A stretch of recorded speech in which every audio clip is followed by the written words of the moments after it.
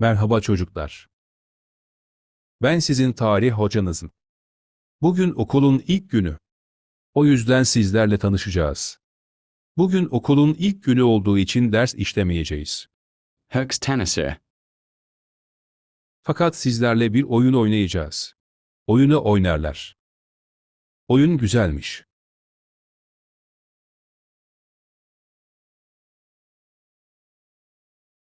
Bence de güzel.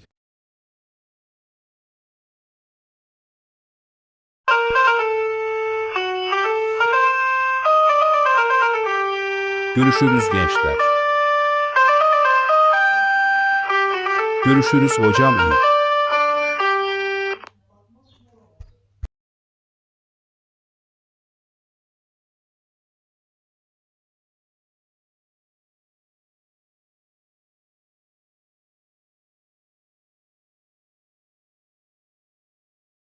B'ye.